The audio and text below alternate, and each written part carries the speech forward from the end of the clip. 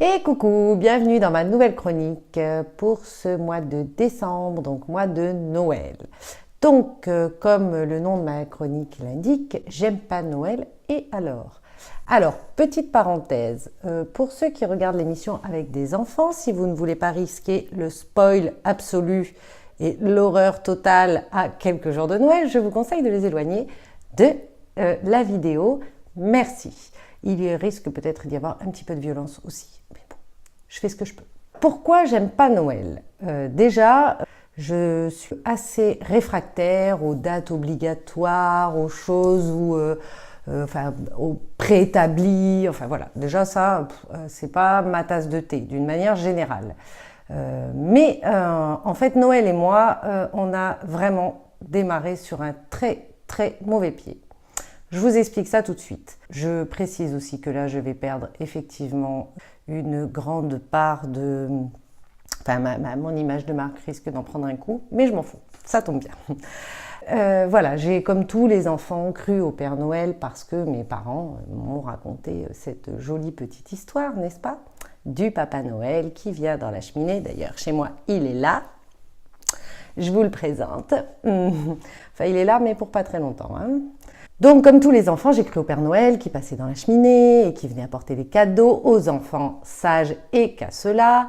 Donc, comme mes parents m'avaient également inculqué qu'il était vraiment pas bien de mentir, que le mensonge était vraiment quelque chose à pas faire, j'ai pas imaginé que mes parents pourraient me mentir un jour.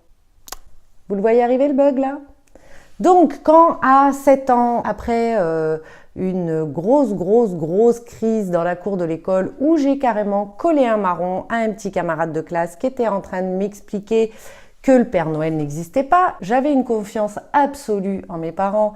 Donc, en fait, je me suis énervée fort et j'ai fini par lui tirer un grand coup de poing dans le nez. Et que le soir, je suis rentrée pour expliquer à ma mère comme quoi il y avait vraiment des garçons méchants qui essayait de me dire que le Père Noël n'existait pas. Donc, je lui ai expliqué ce qui s'était passé.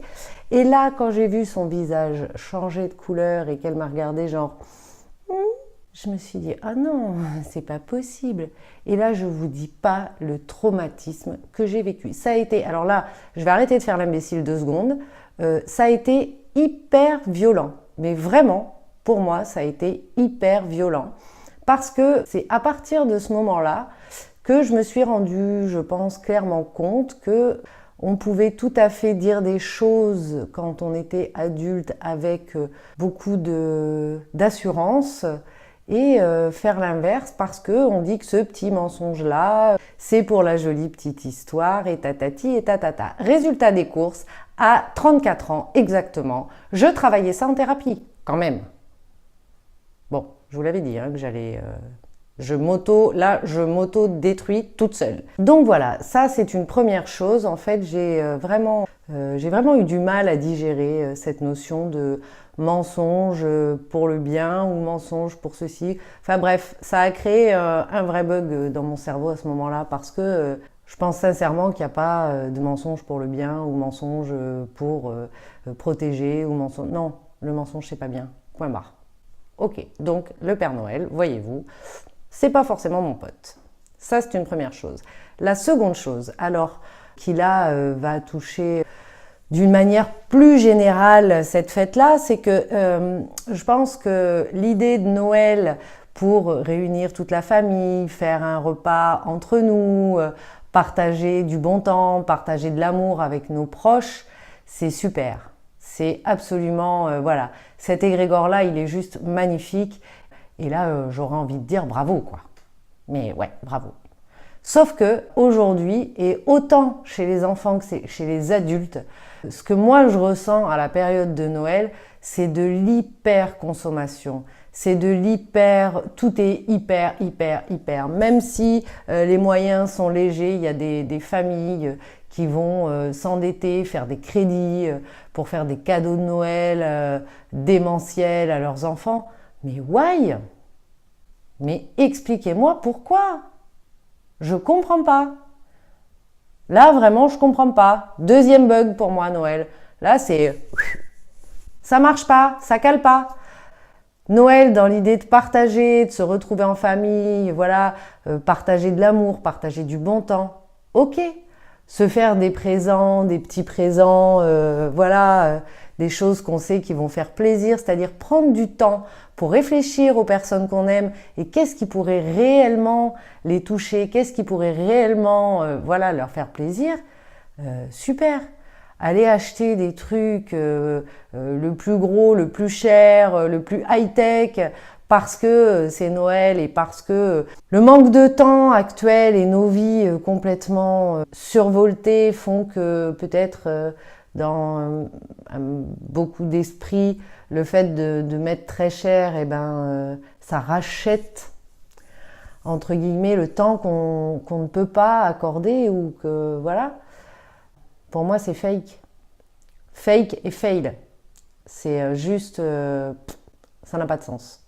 Vraiment, ça n'a pas de sens. Donc, voilà la deuxième raison pourquoi j'aime pas Noël. Et la troisième serait également que, effectivement, mais ça j'en avais déjà parlé dans ma chronique de l'année dernière, à ce moment-là, certains manques de personnes qui ne sont plus soit à côté, soit tout simplement en vie, se fait un petit peu plus cruel.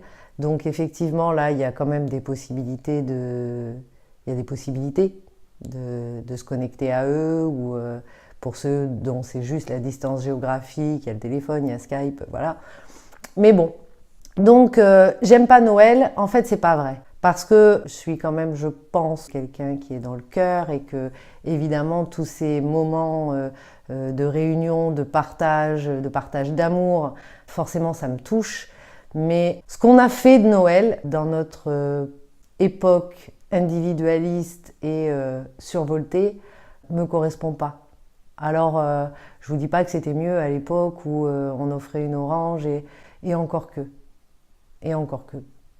Donc, Noël, eh ben moi j'ai envie de vous dire, ça peut être tous les jours. Ça peut être tous les jours, il n'y a pas besoin d'attendre le 25 décembre. Au fait, vous remarquerez que j'ai fait l'impasse sur la religion, hein, parce que la naissance du petit Jésus, bon ok, on n'était pas là pour savoir s'il est réellement né le 25 ou pas. En même temps, on s'en fout. Mais voilà, être dans le cœur et être dans le partage et pouvoir être avec les gens qu'on aime, ça peut être tout le temps. Effectivement, qu'il y ait des dates comme ça qui permettent, des dates fixes, qui permettent de programmer des partages et de réunir des familles qui souvent sont éloignées géographiquement, why not? Mais j'ai envie de vous dire, revenir à un peu plus de simplicité, revenir à un peu plus à notre cœur, plutôt qu'à l'étalage de cadeaux, de bouffe,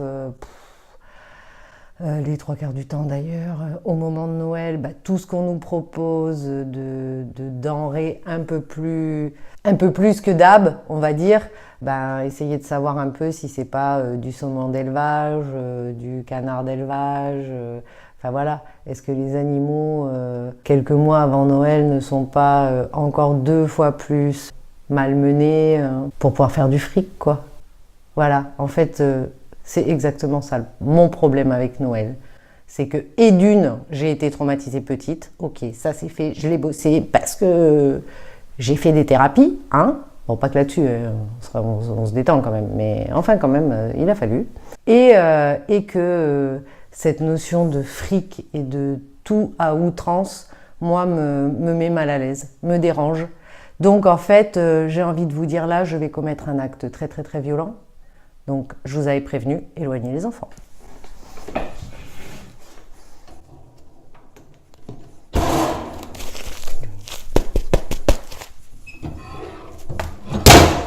Voilà, plus de Père Noël, il va cramer. Ciao, ciao les amis, bon Noël, à bientôt. Mon précieux, mon trésor, si tu souhaites rejoindre la communauté du Akasho, à la chaîne tu dois t'abonner. Petit hobbit joufflu.